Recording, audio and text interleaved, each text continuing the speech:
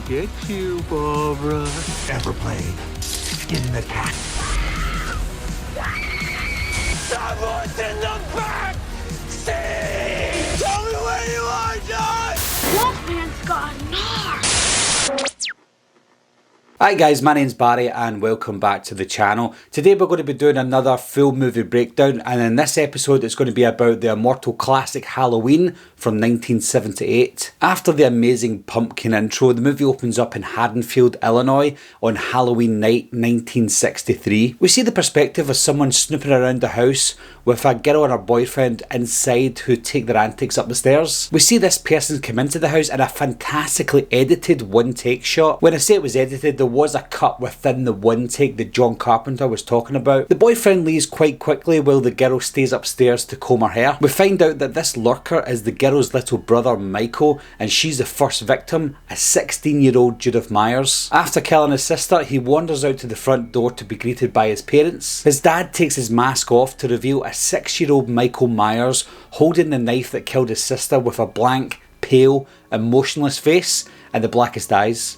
The devil's eyes. To this day, this is probably one of the most chilling opening scenes in horror movie history. It cuts to Smith's Grove, Illinois, October the 30th, 1978.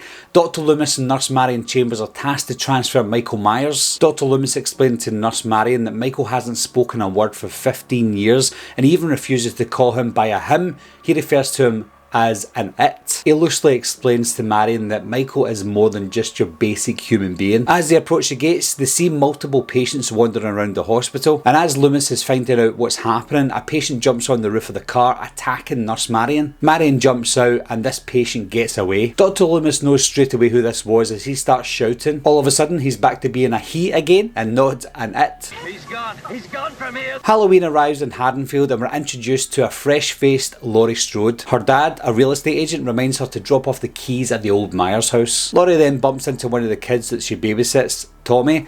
As they walk to school, we see some beautiful cinematography from Dean Cundy. They reach the old Myers house. Laurie puts the key through the door as Michael is in the house watching. Because he notices her, he comes out of the house to see her walk away, and this is the beginning of Michael stalking Laurie Strode. Dr. Wynn is talking to Dr. Loomis, who is very angry that Michael escaped and he knows exactly where he's heading. Dr. Wynn explains that Michael can't drive, but Dr. Loomis is saying he was doing very well last night. Laurie's in school and she notices a car parked outside and sees a man with a white Halloween mask on. Who could that be, I wonder? She looks away and then she looks back again, but he was still just standing there watching her. After answering a question from her teacher, she looks back out again and notices that he's gone this time. We cut to Tommy being bullied by a young Lonnie Elam and his cronies. They trip him up and make him squash his pumpkin. The kids run away laughing as they bump into Michael Myers, but Michael sees Tommy and decides to follow up on him because he knows that Tommy knows Laurie Strode. Dr. Loomis is just over 70 miles from Haddonfield when he's on the phone to someone to explain that Michael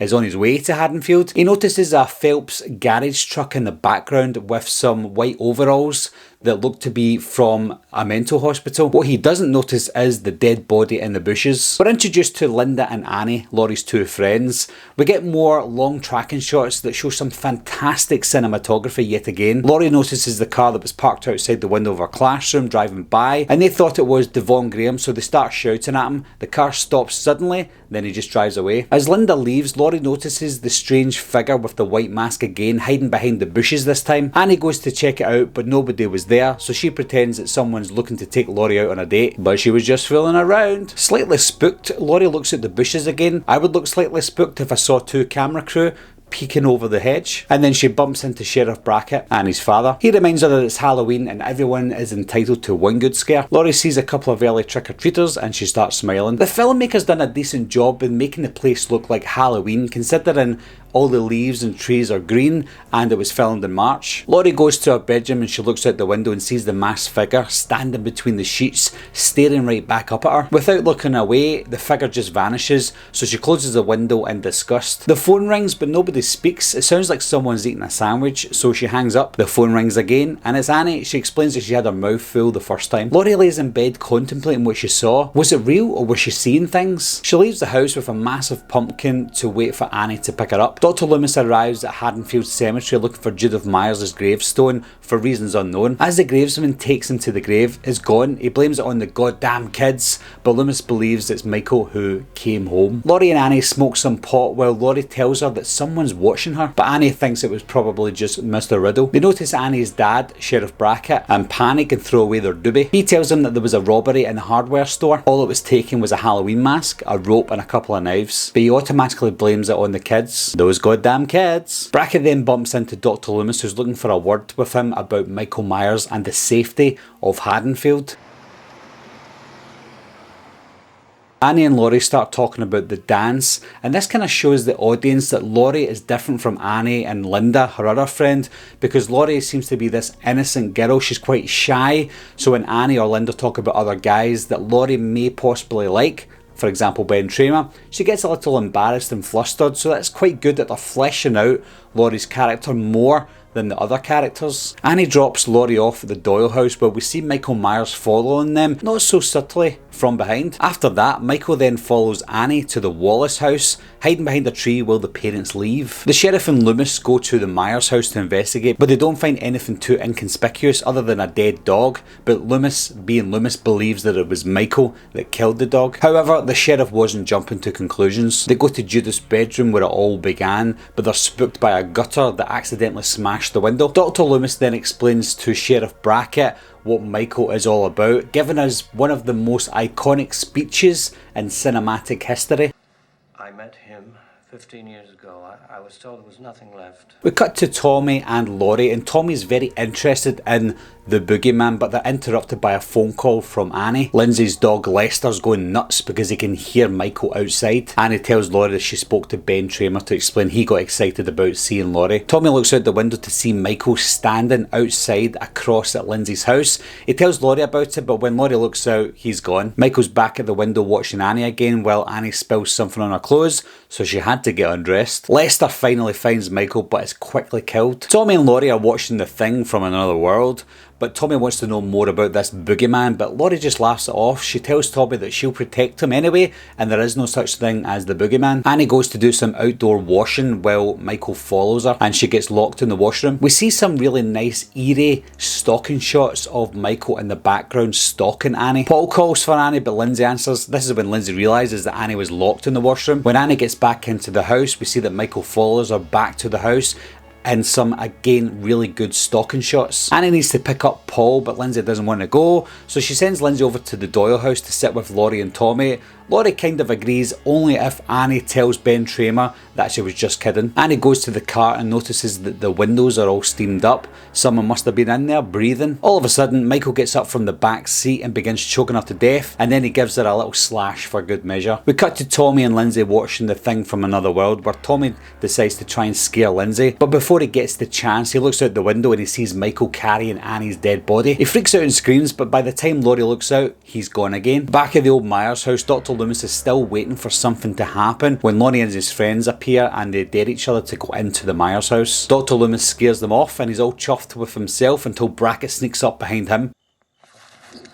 Brackett says he hasn't seen anything happening around the town all night and doesn't think anything is going to go down. More fancy talk from Loomis convinces Brackett to keep investigating, just in case. Linda and Bob turn up to the Wallace house for some fun. They expected Annie and Lindsay to be there, but nobody was home. As they get frisky, Michael is standing there just watching them. Laurie and the kids carve a pumpkin and then go watch the rest of the movie. Linda calls Laurie to find out where Lindsay and Annie are. Laurie says that she's got Lindsay and Annie's away to get Paul. Linda and Bob are happy with this, so they head straight upstairs. The phone rings while Linda and Bob are getting busy, but Bob takes it off the hook, and then we see the shadow of Michael on the wall. Linda gets thirsty, so Bob goes downstairs for some beer. Before getting the beer, he hears something in the closet behind him. Unfortunately for Bob, Michael pops out, lifts him up by the neck and stabs him against the wall. Michael even stops to admire his handiwork. Michael goes upstairs with Bob's glasses on and a white sheet over him with some beer. This shows Michael's creative and playful side. Linda gets bored with Bob's antics, so she calls Laurie. Michael comes behind her and chokes her with the phone cord. Laurie thinks it's the sound of sex to begin with, but feels there might be something wrong